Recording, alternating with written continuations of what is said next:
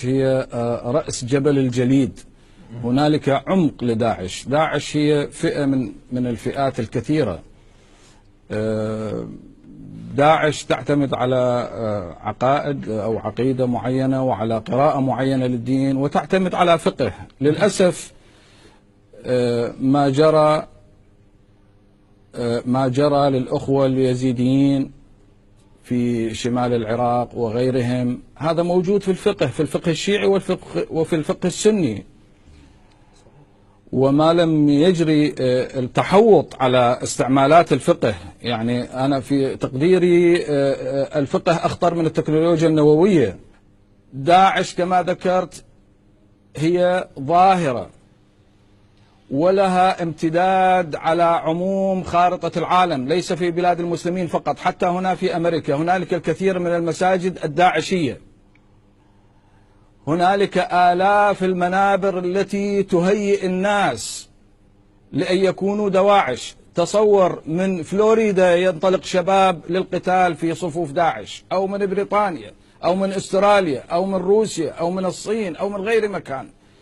كيف لشاب في مقتبل العمر جامعي يترك فلوريدا ويذهب إلى القتال في داعش لو لم يكن هنالك مسجد حرضه؟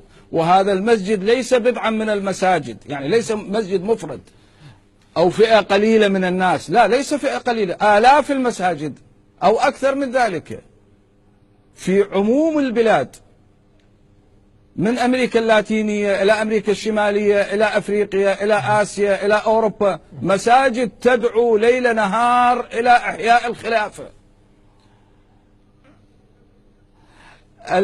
البرامج والمناهج الدراسية التي زوقت الخلافة وقالت أن ماضي المسلمين خير من حاضرهم، والعكس في تصوري هو الصحيح. من قال أن ماضينا خير من حاضرنا؟ من قال؟ نحن الآن نعيش عصر الكهرباء وعصر الإنترنت والفضائيات والطب المتطور والمواصلات والاتصالات والوعي، وحتى فهمنا للدين أفضل بكثير. مو هي المشكلة بالفقه؟ الفقه الشيعي والسني يقول أن اليزيديين يقتلون، بس مو على الإطلاق. وأنا ما أقدر أقول أن بغلتي ببريجي، هي مشكلة هي هاي هنا بالفقه. ولذلك أقول إما أن نتبع الفقه فتكون داعش تقريبا على حق، أو نتبع القانون المدني البشري المتطور اللي يقول اليزيدي مواطن كما هو المسلم الشيعي والسني.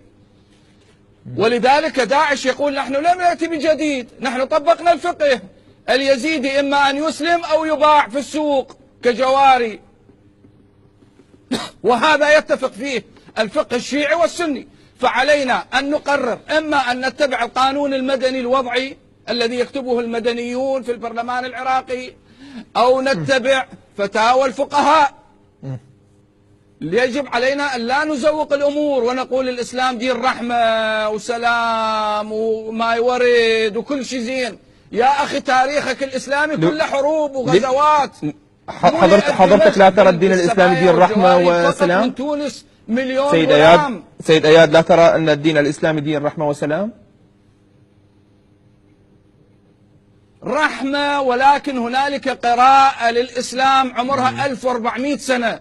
سيس الدين وأصبح الدين عبارة عن سيف يدعو، قرآن يدعو وسيف يحمي. هذا شعار إخوان المسلمين وشعار كل الأحزاب السياسية الإسلامية.